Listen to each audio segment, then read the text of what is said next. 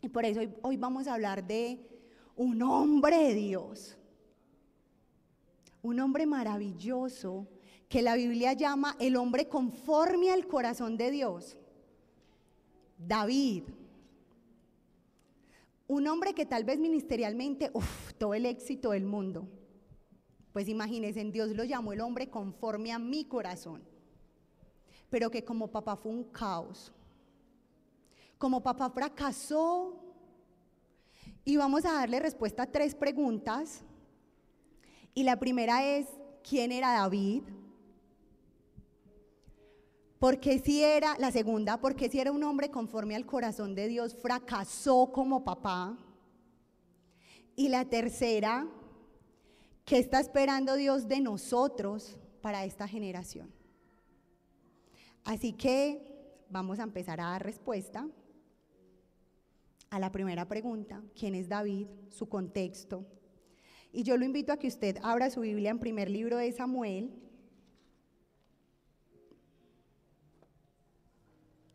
capítulo 16.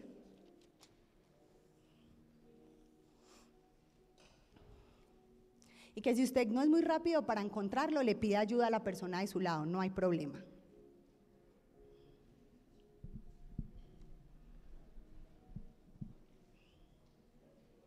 ¿Listo? ¿Lo encontramos? Amén. Y si no, recuerde que usted tiene amigos, hermanos en la fe que lo pueden ayudar. Entonces dice, yo voy a leerles en Nueva Versión Internacional. Dice así: el Señor dijo a Samuel, ¿cuánto tiempo vas a quedarte llorando por Saúl? Si ya lo he rechazado como rey de Israel. Mejor llena de aceite tu cuerno y ponte en camino. Voy a enviarte a Belén, a la casa de Isaí, pues he escogido como rey a uno de sus hijos. Vamos a saltar al versículo 11, por favor. Dice así: estos son todos tus hijos. Queda el más pequeño, respondió Isaí, pero está cuidando el rebaño.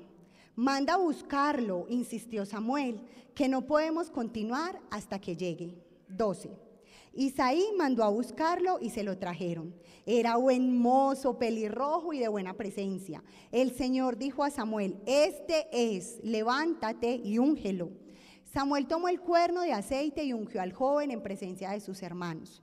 Entonces el Espíritu del Señor vino con poder sobre David y desde ese día estuvo con él.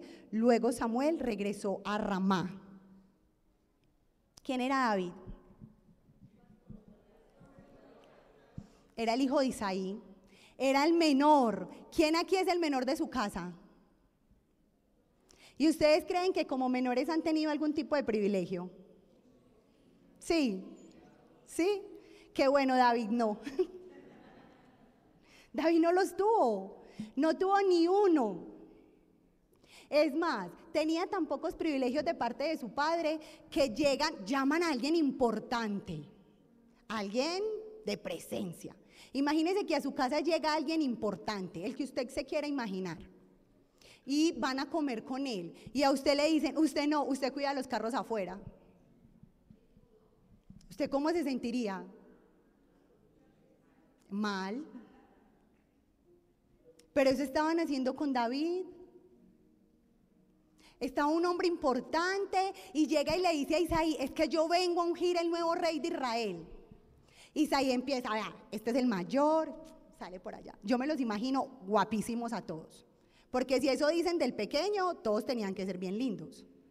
Entonces yo me imagino al mayor, el del medio, el que sigue, el otro, y llega y Dios, nada que le dice a Samuel. Samuel le dice, no puede ser, o sea, a ver, Dios no se equivoca. Isaí, de casualidad falta alguien. Ay, sí, verdad, se me había olvidado que tengo otro hijo, estaba con las ovejas, verdad. A uno no se le olvida que tiene hijos. La edad sí, los hijos no. Y puede que le confunda los nombres, pero usted sabe cuántos tiene. Imagínese eso. Un hijo rechazado.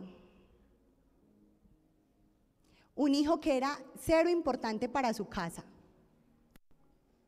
Y la pregunta aquí es, ¿Cómo podría estar sano el corazón de alguien que siempre sintió ese tipo de comportamientos hacia él? Vamos 2 capítulos adelante, Primera de Samuel 18, versículo 6, porque es un libro. Una paginita más.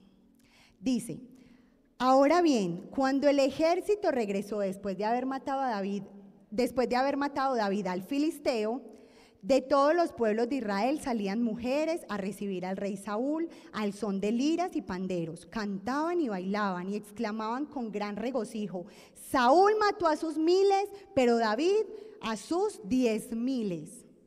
Entonces llega este muchachito que en la casa era nadie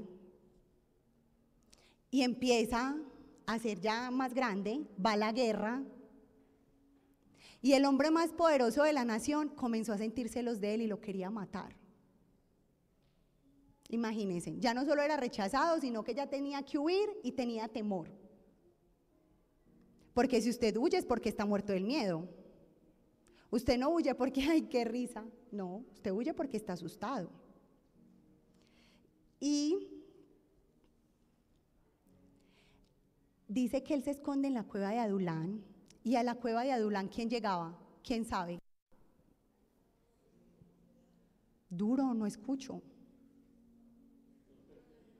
Los perseguidos, gracias pastor.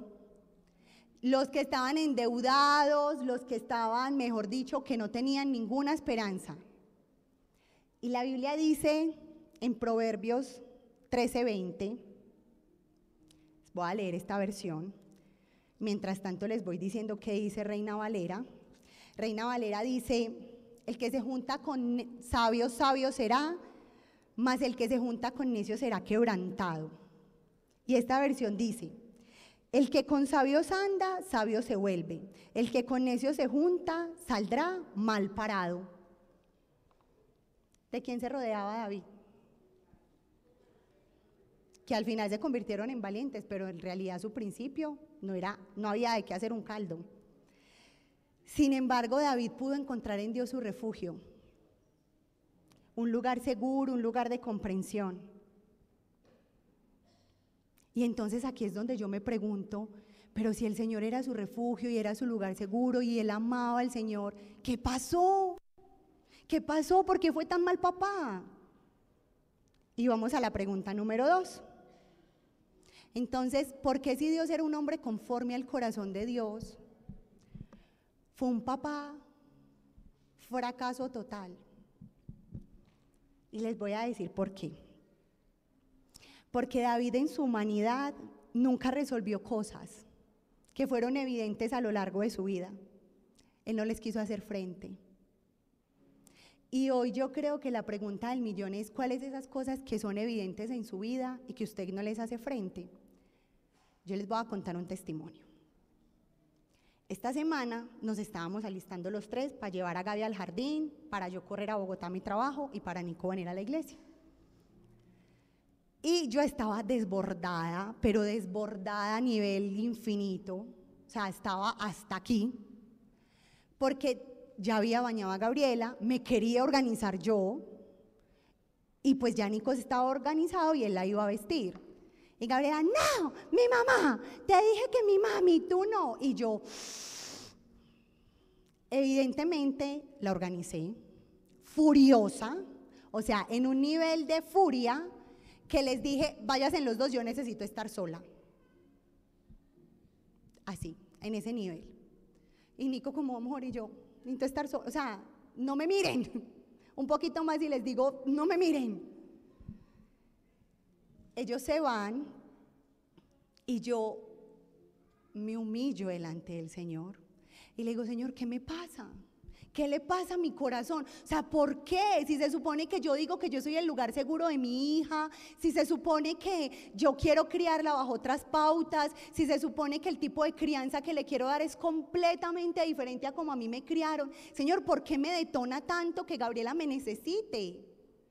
Y estábamos ahí el Señor y yo, y el Señor me trae un recuerdo. Y es una María Isabel chiquitica, llenita de crespos como Gabriela, detrás de su mamá, mami, mami, y ella ya voy, no, no. Y le dije, Señor, aquí estoy. Aquí estoy porque acabo de enterarme que hay cosas en mi corazón que no están resueltas. Que hay una herida de abandono que todavía me está doliendo y que si yo no la entrego, la voy a replicar en mi hija. Y empiezo a berrear, porque eso sí, yo soy bien chillona. Y le digo, Señor, ayúdame, ayúdame, yo no quiero estar así, yo no quiero replicar los mismos patrones de conducta dañinos en mi hija. No quiero. Y por eso la invitación es hoy a que usted verifique qué lo detona. ¿Qué hay en su vida sin resolver? Vamos a ver los patrones de David.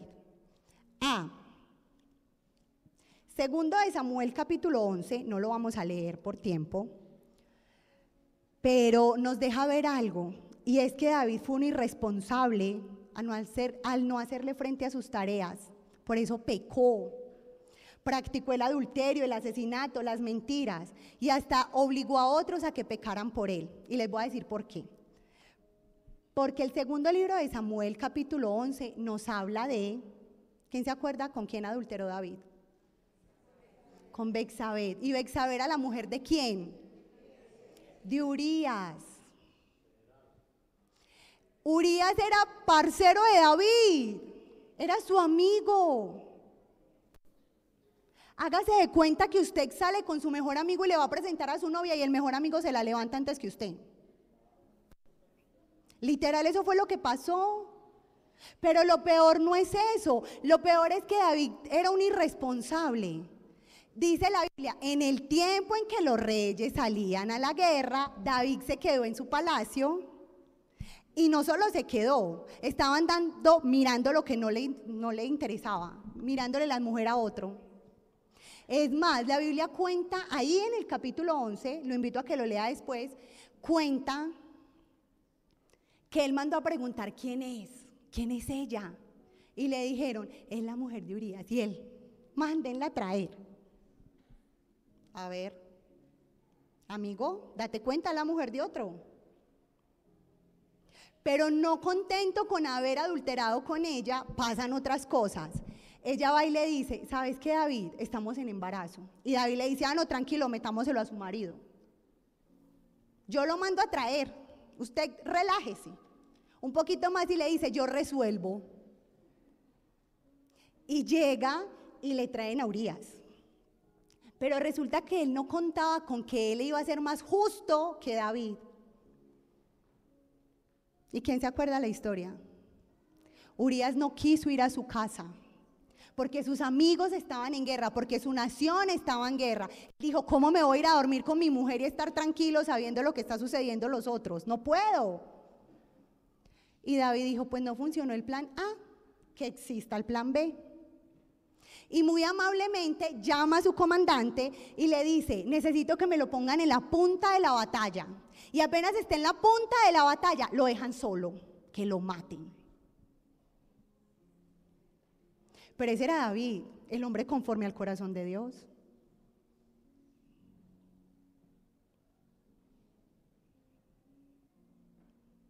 Situaciones que no había resuelto. Y él ve es que David no puso freno a sus hijos, ni estorbó su pecado. Y ahora sí lo invito a que analicemos con lupa, segundo libro de Samuel, capítulo 13. Ábranlo porque necesito que lo leamos todos. Segundo libro de Samuel, capítulo 13.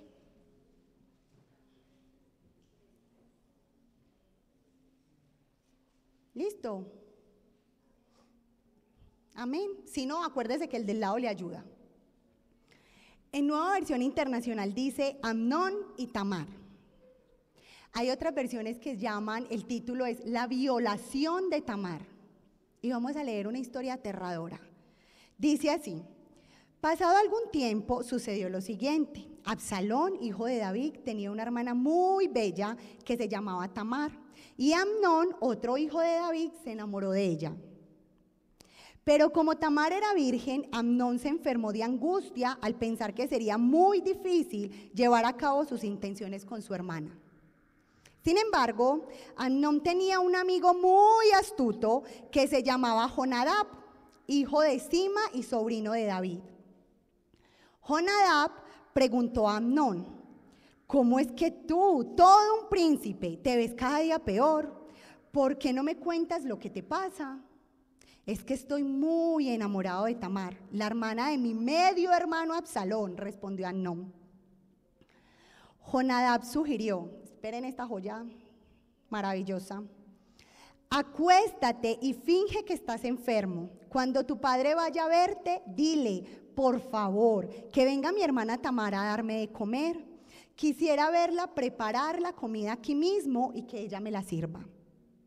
Así que Amnón se acostó y fingió estar enfermo. Y cuando el rey fue a verlo, Amnón dijo: por favor, que venga mi hermana, ahí sí era la hermanita, Tamar, a prepararme aquí mismo 2 tortas y que me las sirva. David envió un mensajero a la casa de Tamar para que diese este recado: ve a la casa de tu hermano Amnón y prepárale la comida. Tamar fue a casa de su hermano Amnón y le encontró acostado. Tomó harina, la amasó, preparó las tortas allí mismo y las coció. Luego tomó el sartén para servirle, pero Amnón se negó a comer y ordenó: fuera de aquí todos. Reina Valera dice que él mismo le pidió a Tamar que les dijera a todos que se fueran. Una vez que todos salieron, versículo 10, Amnón dijo a Tamar: trae la comida a mi habitación y dame de comer tú misma.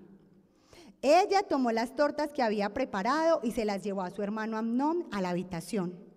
Pero cuando se acercó para darle de comer, él la agarró por la fuerza y dijo: ven, hermana mía, acuéstate conmigo. Ella le exclamó: no, hermano mío, no me fuerces, que esto no se hace en Israel. No cometas esta infamia. Infamia significa descrédito o deshonra. Y acaba de decir: hermano, no, así no actuamos aquí, por favor, no me deshonres.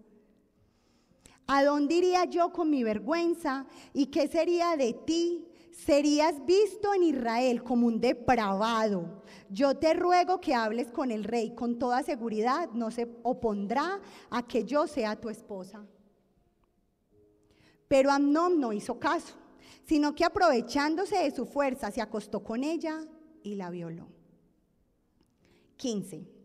Pero el odio que sintió por ella después de violarla fue mayor que el amor que antes había tenido. Así que dijo: levántate y vete. No me eches de aquí, respondió ella, después de lo que has hecho conmigo. Echarme de aquí sería una maldad aún más terrible. Pero él no hizo caso, sino que llamó a su criado y ordenó: echa de aquí a esta mujer y cierra la puerta. La usé, échela. Esta mujer. Versículo 18. Así que el criado la echó de la casa y luego cerró bien la puerta. Tamar llevaba puesta una túnica muy elegante, pues así se vestían las princesas vírgenes. Al salir se echó ceniza en la cabeza y rasgó la túnica, y con las manos en la cabeza se fue por el camino llorando a gritos. Reina Valera dice que tenía una túnica de colores, como las que usaban las princesas, y que se tapó la cara. Imagínense en esa escena tan aterradora. Entonces su hermano Absalón dijo: así que tu hermano Amnón ha estado contigo. Pues bien, hermana mía, cálmate y no digas nada. Toma en cuenta que es tu hermano. Desolada, Tamar se quedó a vivir en casa de su hermano Absalón. Desolado significa desierto, solitario o devastado, arruinado. Sí, le arruinó toda su vida. La avergonzó. Viene una joya también. Versículo 21. El rey David, al enterarse de todo lo que había pasado, se enfureció. Cuando uno está furioso, ¿qué hace? ¿Qué hace? Alejo, ¿usted qué hace cuando está furioso? ¿Ah? Grita. ¿Alguien aquí hace algo diferente a gritar? acabar. ¿Qué hizo David? ¿Qué dice la Biblia? No hizo nada. ¿Para qué le sirvió la rabia? Ni para qué se enojó. Absalón, por su parte, versículo 22, no le dirigía la palabra a Amnón, pues lo odiaba por haber violado a su hermana Tamar. Rencor. Después, antes del versículo 23, hay un título: asesinato de Amnón. Dice así: pasados 2 años, Absalón convidó a todos los hijos del rey a un banquete en Baal Hazor, cerca de la frontera de Efraín, donde sus hombres estaban esquilando ovejas. Además, se presentó ante el rey y dijo: este siervo suyo tiene esquiladores trabajando. Le ruego a su majestad venir con su corte. No, hijo mío, respondió David, no debemos ir todos, pues te seríamos una carga. A ver, David, ¿lo invitaron o le preguntaron cuánto iba a valer si usted iba? Uno va a una fiesta y uno cumple con llevar el regalo. La gente de la fiesta mirará qué le quiere ofrecer a uno. Absalón insistió, pero el rey no quiso ir. Sin embargo, le dio su bendición. 26. Entonces Absalón dijo: ya que usted no viene, ¿por qué no me permite que nos acompañe mi hermano Amnón? ¿Y para qué va a ir contigo?, pregunta el rey. Pero tanto insistió Absalón que el rey dejó que Amnón y sus hijos fueran con Absalón. O sea, Absalón, por su parte, había dado instrucciones a sus criados: no pierdan de vista a Amnón, y cuando se alegre el corazón por el vino, se emborrache, yo daré la señal de ataque y ustedes lo matarán. No tengan miedo, pues yo soy quien da la orden. Ánimo y sean valientes. 29. Los criados hicieron con Amnón tal como Absalón había ordenado. Entonces los otros hijos del rey se levantaron, montó cada uno su mula y salieron huyendo. Todavía estaban en camino cuando llegó este rumor a oídos de David: Absalón ha matado a todos los hijos del rey, ninguno de ellos ha quedado con vida. Cuenta las historias como nosotros las contamos, aumentándole. Así contamos las historias, es real. Es verdad, uno le mete la acción, el drama, la divina comedia nos queda. Entonces dice así,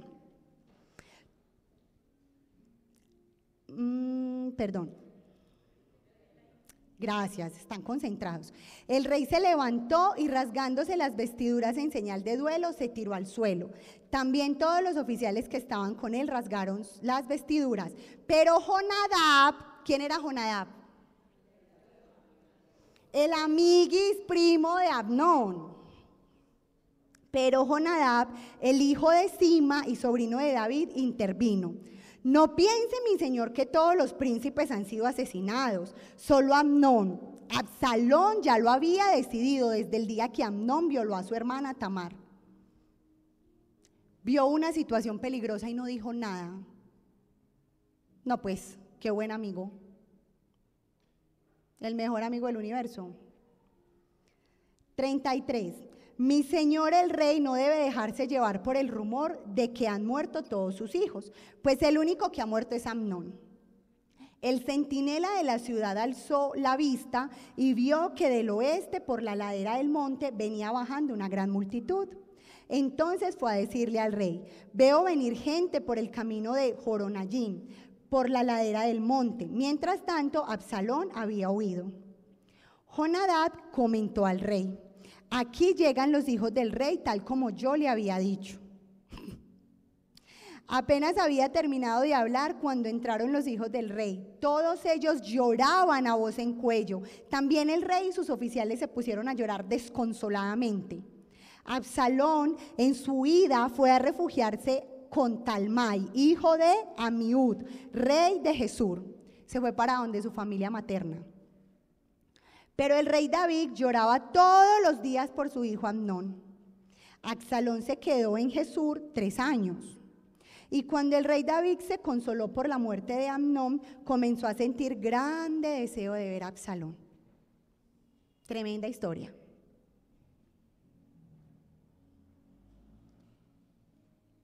Qué historia tan dura. Yo me pregunto qué hubiera pasado si David hubiera actuado. Y les tengo una respuesta que lleva 3 puntos. El primer punto, hubiera castigado a Amnón por lo que él hizo. Merecía un castigo. ¿Qué dijo su hermana? Que si él hacía eso iba a ser tratado como un dañado. Pero eso no le pasó, a él no le pasó nada. Él seguía sereno, moreno, el príncipe en la casa del rey. No le pasó nada, porque David no le hizo nada. David no corrigió. El segundo, su hija Tamar hubiera podido ser restituida y restaurada. Era la hija de un rey. ¿Quién no se iba a querer casar con una princesa? Y más si la Biblia dice que era hermosa. ¿Acaso no tenía derecho de ser tratada de forma diferente, a estar desolada, a estar abatida, a cargar una vergüenza de la cual ni siquiera fue culpable?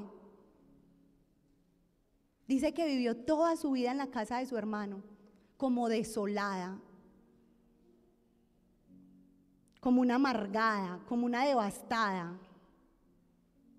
Y tercero, el corazón de Absalón no hubiera maquinado lo que maquinó. Porque al ver que su papá hacía justicia, el deseo de venganza se hubiera quitado. Porque la ira, cuando no se trata con justicia, concibe venganza, deseo de que se haga lo que se debió haber hecho y nadie hizo. ¿Y será que no veíamos lo mismo en la historia de David? Un Isaí que se olvidó de él se olvidó de Tamar facilito. Un Isaí que nunca corrigió a sus hermanos, porque ahí más adelantico en 1 de Samuel del que leímos, decía que David muy juicioso fue a llevarle la comida a sus hermanos que estaban en la guerra y sus hermanos le dijeron: ¿a qué viene? Usted no es sino sapo y lambón. ¿Ustedes creen que si eso sucedía en público, qué sucedía en su casa? Era de frente. Isaí nunca lo interrumpió. Un papá que nunca dio el lugar, como David nunca dio el lugar. Y vamos a ver, yo les dije que con lupa, entonces vamos a ver cosas puntuales. Y lo primero es hermanos que no crecieron con una relación en la que se pudiera, una relación sana en la que se pudieran ver como familia. El versículo 1 y 2 dice: sí, la hermana de Absalón, mi medio hermano, ese de por allá.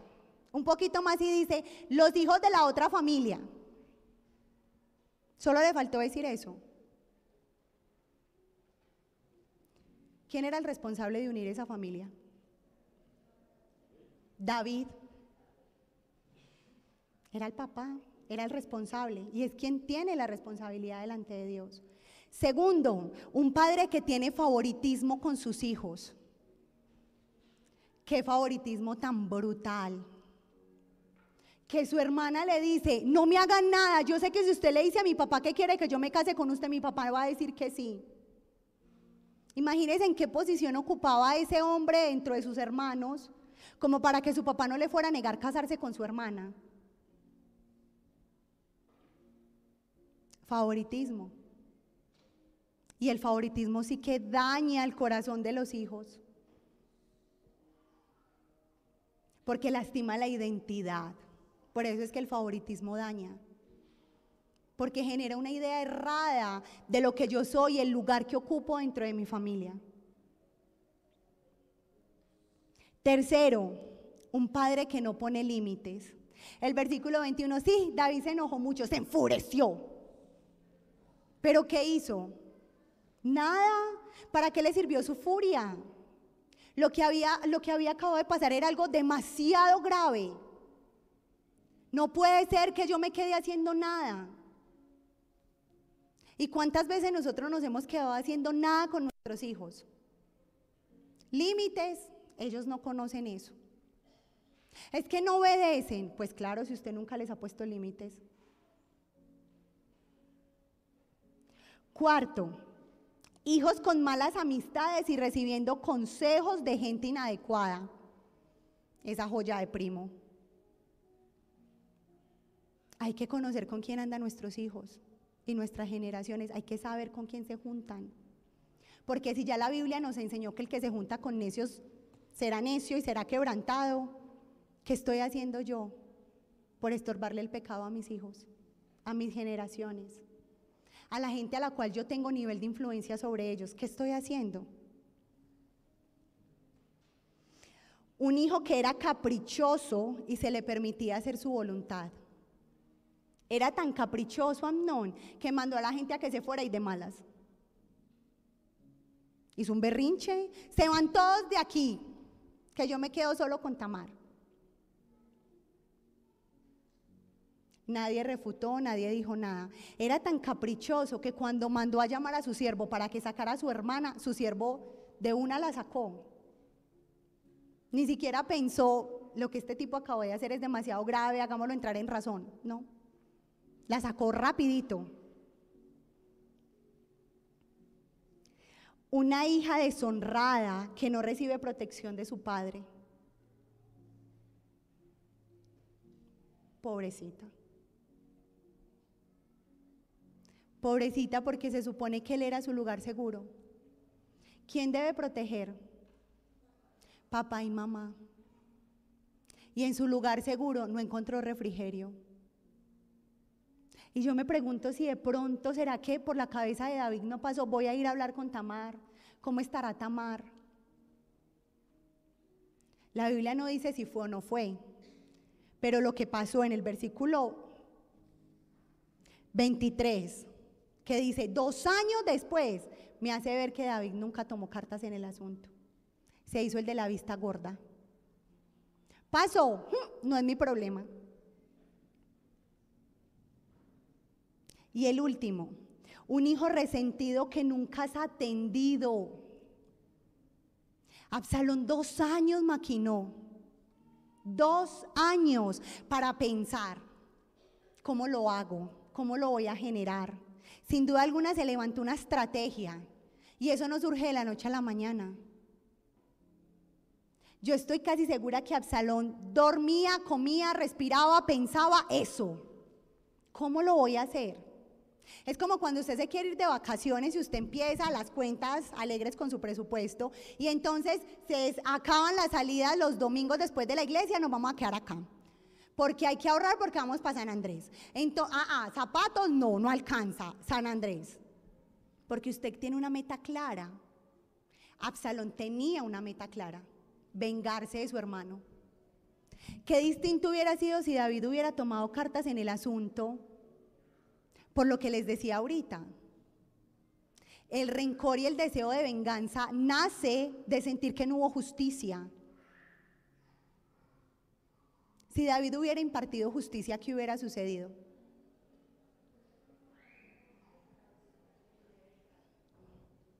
Pensemos, ¿qué hubiera pasado? Y tercero, ¿qué espera Dios de nosotros para la nueva generación? La respuesta es clara. Alexandra, ¿tú crees que cuál es la respuesta?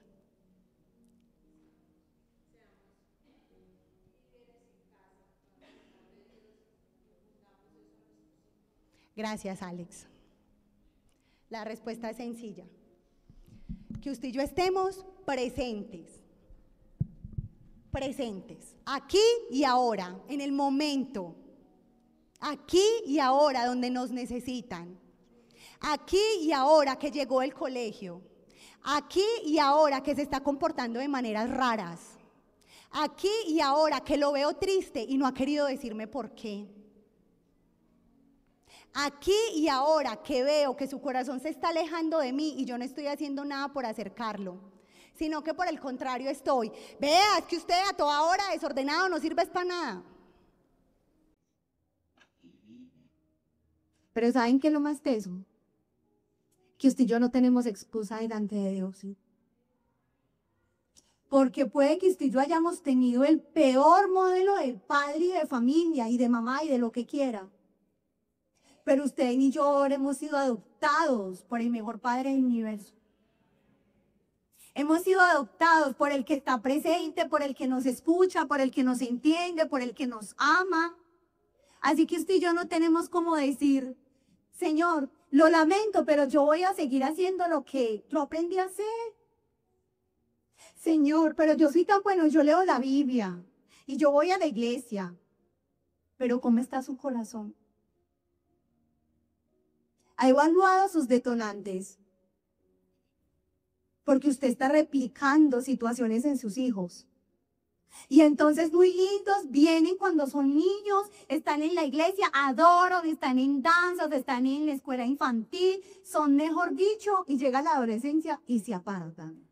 Y entonces somos tan conchudos que decimos, ¿y qué pasó?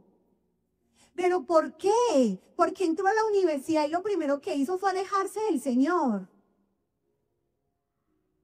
Porque tiene papás que no son coherentes. Y no sé si usted se acuerda de la enseñanza de 18 días, pero esta generación solo se va a dejar pastorear y solo va a tener confianza el día que usted y yo seamos íntegros y coherentes. Que nuestras acciones y nuestras palabras digan lo mismo. Porque yo no le puedo decir a mi hija que la amo cuando no estoy disponible para ella. Cuando no quiero escuchar las historias de una niña de 3 años que todo el día me está hablando las mismas historias de su jardín. Pero si yo no cosecho eso, en la adolescencia no me va a querer contar ni siquiera qué fue el almuerzo en el colegio. Ay, es que se volvió tan monosílabo. ¿Se volvió o lo volviste? Dejemos de darle la responsabilidad a los demás. Porque somos buenísimos dándole la responsabilidad a otro. Señor, es que yo soy así y yo como mamá exploto, estallo, la grito, porque fue lo que yo recibí. Pero el Señor me está diciendo, se supone que te hice una nueva criatura. Y si yo soy tu papá, ¿qué patrón deberías estar repitiendo? ¿El de ellos o el mío?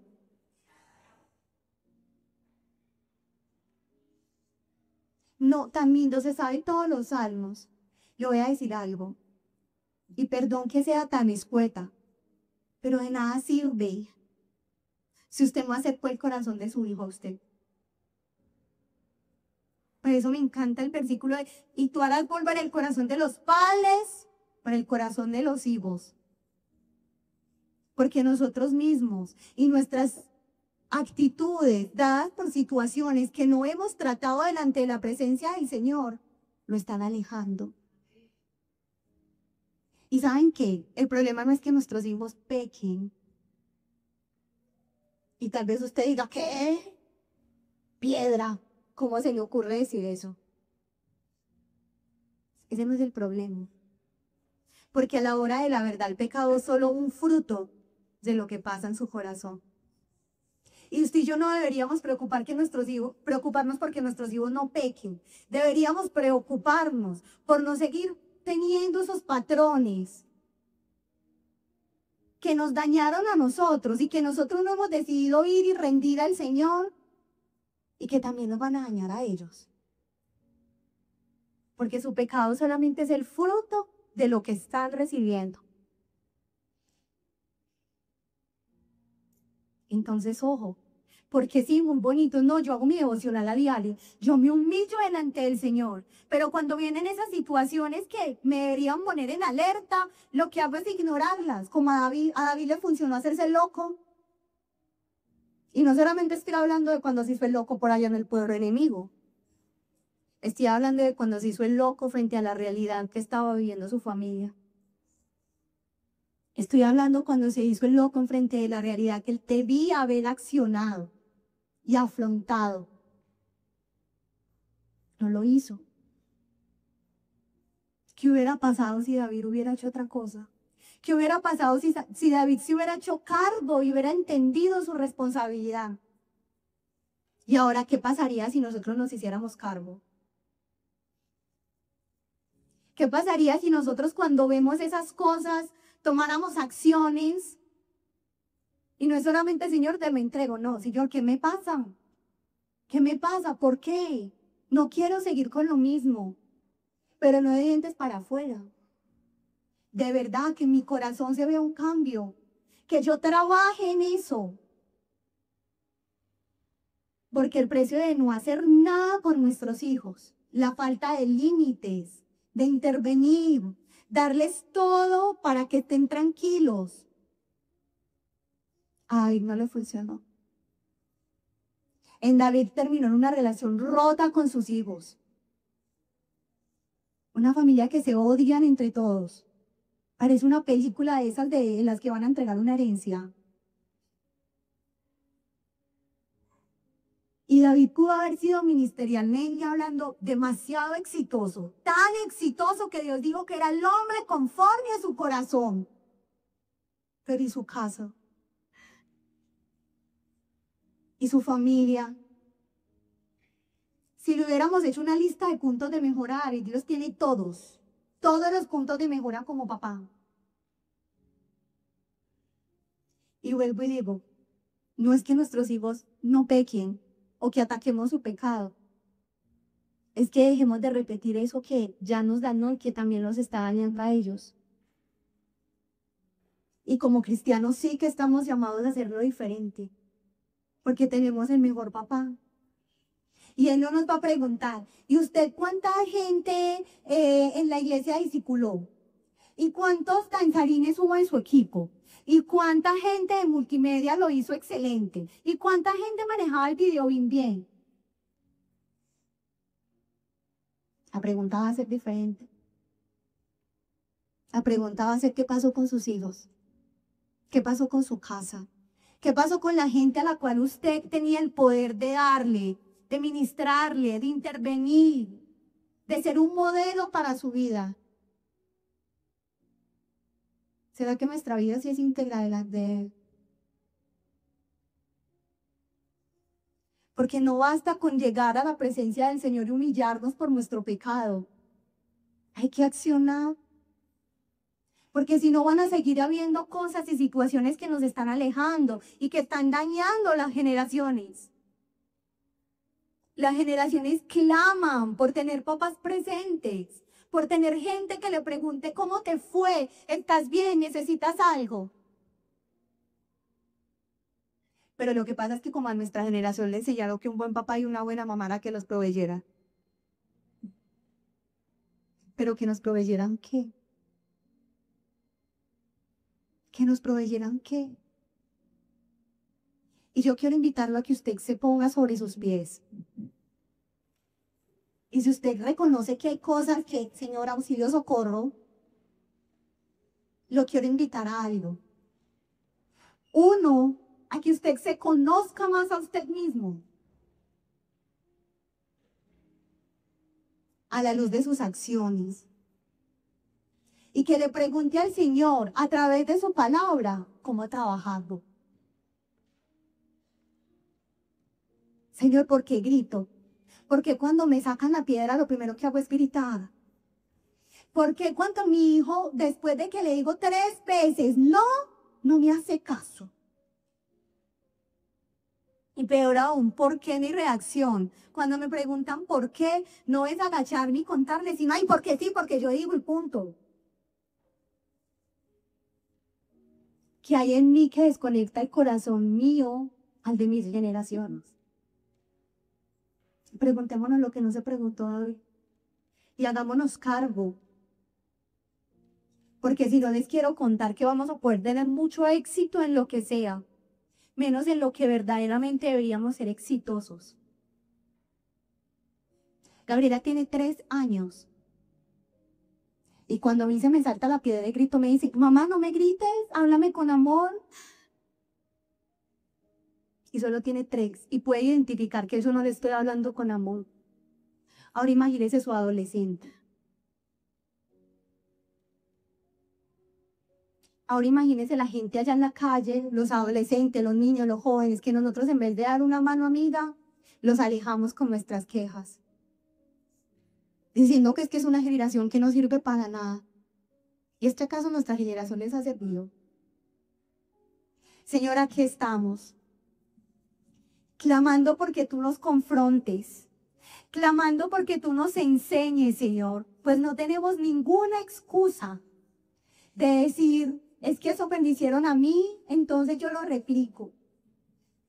No tenemos ninguna excusa delante de ti para no pararnos sobre la brecha y hacer algo diferente por esta generación que clama porque estemos presentes para ellos, que clama porque les mostremos tu amor y tu bondad. Aquí estamos, Señor, pidiéndote que nos ayudes a ser coherentes en nuestras acciones y nuestras palabras. Que nuestra vida sea un reflejo de tu verdad. Porque solo tu verdad puede darnos libertad. Porque solo tu verdad puede hacernos entender la verdadera identidad que tenemos en ti. Y aquí poderles mostrar a ellos tu identidad, Jesús. Señor, este mundo no está perdido porque haya homosexualismo o lesbianismo o drogadicción. Este mundo está perdido porque nosotros, como su generación anterior, no hemos hecho nada por modelarte de una forma fiel. No hemos hecho nada por acercar su corazón. Por favor, perdónanos, Señor. Ayúdanos a tener un nuevo comienzo, Señor, con nuestras generaciones. A guardarles el corazón, a que nuestras generaciones te conozcan, anhelen llegar a casa, que su casa sea un lugar seguro, Señor. Que nuestros niños, jóvenes y adolescentes puedan tener un lugar abierto donde se habla sin ser juzgados, donde se habla sin ponerles presiones que ni siquiera nosotros mismos podemos tener, Señor. Que nuestro lugar de refugio verdaderamente sea un lugar donde estamos siendo cuidados. Ayúdanos a conocernos, a identificar qué pasa en nuestro corazón y a tomar acciones, Señor, acciones puntuales, acciones que te honren, acciones que te glorifiquen. Y no solamente hacernos los de la vista corta. De nada nos sirven las emociones que tú nos has dado para conocernos si no las accionamos, Señor. Ayúdanos, Señor, a romper patrones destructivos, a recibir tu libertad, Señor. Pues no queremos fracasar en lo más importante, Señor. Queremos poder darnos y replicarnos en una generación sana que te ama, que te conoce, en una generación que vive para ti, Señor, porque tuvo antepasados que te levantaron y sanaron por ellos, que te permitieron a ti trabajar en su corazón, en sus heridas, en sus vacíos, Señor, para poder mostrarles tu amor, para criarlos de una manera sana, sabia, como dice tu palabra. Señor, aquí estamos. Mi hermano, y si usted siente ese compromiso, dígaselo. Señor, ayúdame a evaluarme, porque sé que soy pecadora, ayúdame a evaluarme, porque sé que hay tantas cosas que necesitan ser cambiadas dentro de mí. Porque hay tantas cosas que necesito hacerme cargo, Señor. Porque quiero estar presente en la vida de mis generaciones. Porque quiero amar mis generaciones. Porque quiero sanar. Para también poder construir a mis generaciones de una forma correcta. Señor, ayúdanos a conocernos y a conocerte. A verdaderamente humillarnos delante de ti, Señor. A entregar nuestra vileza